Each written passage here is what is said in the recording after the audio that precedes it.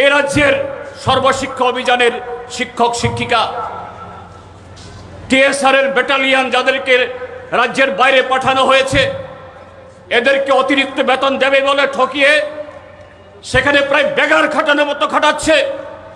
কর্মচারীদের দিয়ে দেওয়া হচ্ছে না। কে ঠকেনি?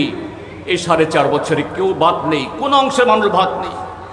সেই জায়গায় গত 17 তারিখ থেকে তাদের নেতা নরেন্দ্র মোদীর জন্মদিনে নাকি ত্রিপুরা যে নতুন প্রতারণার একটা রেল শুরু করেছে। সেই প্রতারণার নাম হলো ঘরে ঘরে সুশাসন। আর জনগণের ট্যাক্সের টাকা খরচ করে এই প্রতি ঘরে সুশাসনের নামে সারা ত্রিপুরাজ্য ফ্ল্যাক্স, পত্রিকাগুলোতে বিজ্ঞাপন, চ্যানেলগুলোতে বিজ্ঞাপন, কোটি কোটি টাকা খরচ করা হচ্ছে। বেকার যুবকদের ছবি দেখে তার পেট ভরবে?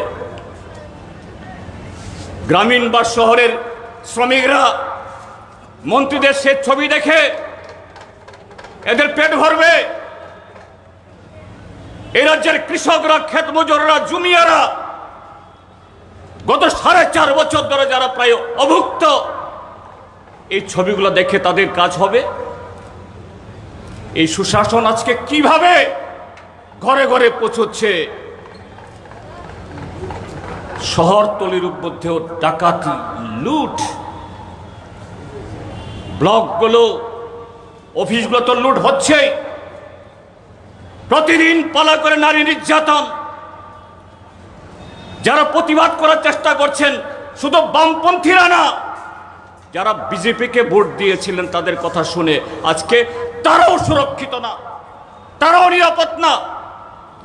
এদের বাড়ি ভাঙা হচ্ছে, গাড়ি ভাঙা হচ্ছে, দোকান লুট করা হচ্ছে, এদের উপর আঘাত করা হচ্ছে। একজন দুষ্কৃতী, একজন সমাজ বিরোধী সেখানে গ্রেপ্তার হয় না, বিচার হয় না। গত 4.5 বছর ধরে চলছে।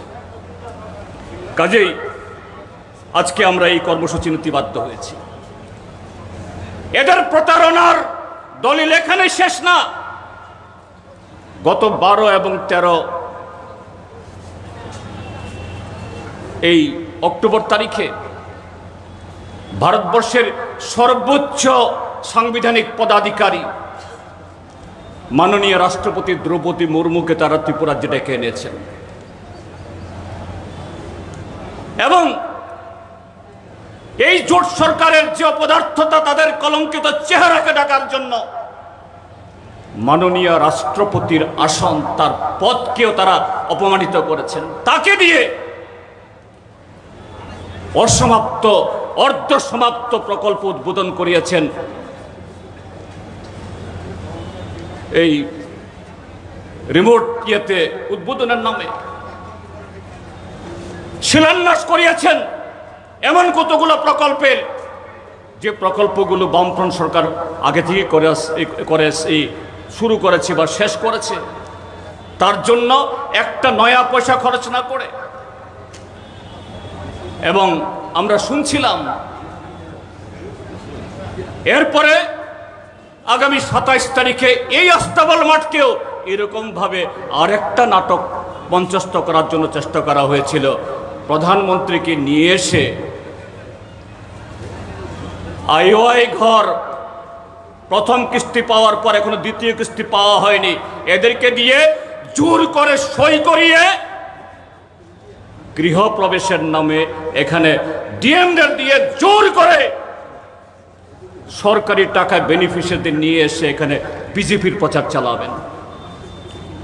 শুনতে পেলাম, আজকে পত্রিকাতে দেখলাম মাননীয় প্রধানমন্ত্রী নাকি এই প্রোগ্রাম বাতিল করেছেন। তারা হয়তো প্রধানমন্ত্রী দপ্তর হতে টের পেয়েছেন, আস্থা বলে আজকে আমরা ময়দান এই জনসভা করছি। তার 6 দিন বাদে এই জনসভা জমবে না। নরেন্দ্র মোদী 27 তারিখে নাকি আসতে ভয় পাচ্ছেন। এই হলো বিজেপি। আজকে এই যে আমাদের সভাপতি বলছিলেন, গত 1 সপ্তাহ ধরে হুমকে 21 তারিখ সমাবেশ করা যাবে না। রেলের বগি কমিয়ে দিল, বাস বন্ধ করে দিল, গাড়ি বন্ধ করে দিল, কোথাও কোথাও পথ এখন আটকে আছে। কিসের ভয়? কেন এত ভয়? কেন এত বড় অসভ্যতা, এত বর্বরতা? আমাদের ত্রিপুরাজ্যে অতীতে কোনোদিন একটা রাজনৈতিক দল তার একটা জনসভা করবে, একটা কর্মসূচি করবে,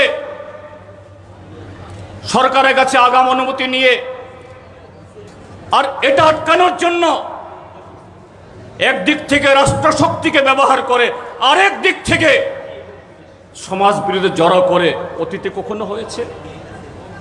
হয়নি।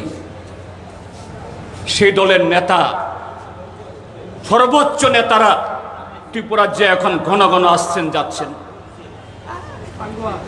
গত আগস্ট মাস শেষ দিকে গত 28 এবং 29 তারিখে তাদের সর্বভারতীয় নেতা সভাপতি জেপি নাড্ডা সাহেব এসছেন। কি বলে গেছেন সাংবাদিকদের কাছে? কি বলার চেষ্টা করেছিলেন খুমুলুঙে গিয়ে? যদিও খুমুলুঙের মানুষ, পাহাড়ের মানুষ এটাকে পুরোপুরি বাতিল করে দিয়েছে। কি বলার চেষ্টা করছেন? যে এই সরকার নাকি তাদের ভীষণ ডকুমেন্ট শুধু পুরো করেনি, সম্পূর্ণ করেনি, তার অতিরিক্ত কাজ করেছে। ওই যে প্রধানমন্ত্রী বলছিলেন ত্রিপুরা যে হীরায় মরিয়ে দেওয়া হবে, এই হীরা প্লাস, হীরার চাইতে আরো দামি ধাতু আমি কি আছে আমি জানি না, আমার জানা নেই, তার চাইতেও বেশি করে ফেলেছেন। যদি এতই করে থাকেন,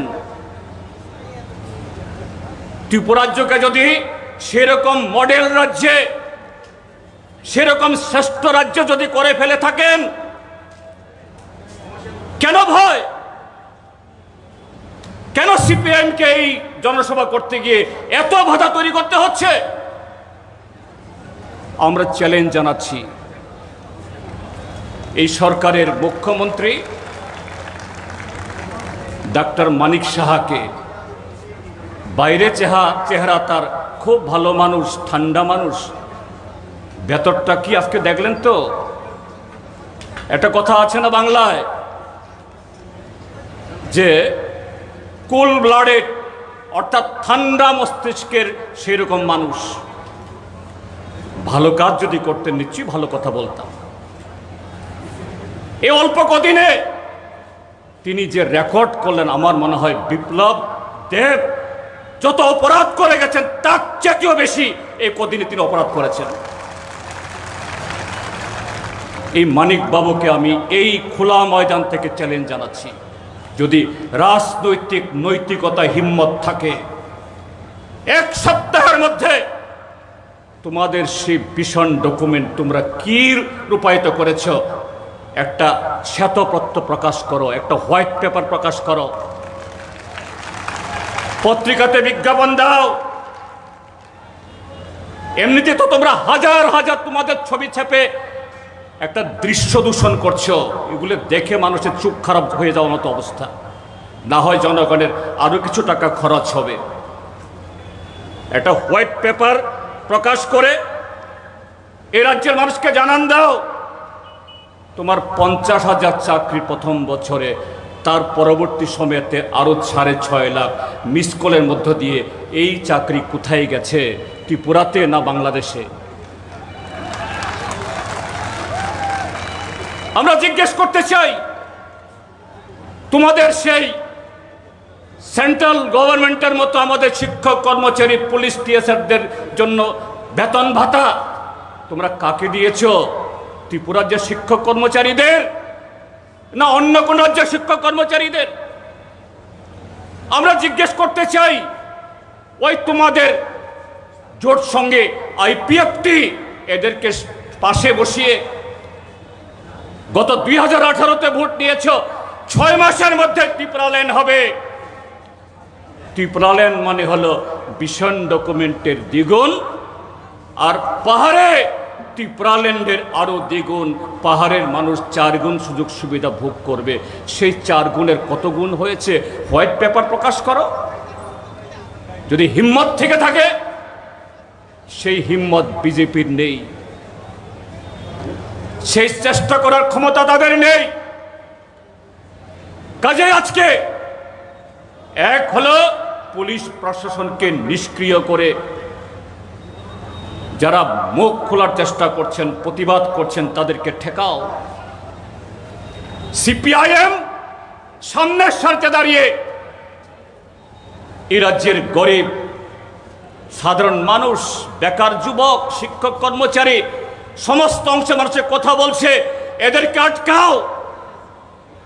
আজকে সিপিআইএম না, ত্রিপুরা রাজ্যের সমস্ত অংশের মানুষ যারা প্রতিবাদ করছে, সত্য কথা বলার চেষ্টা করছে, আজকে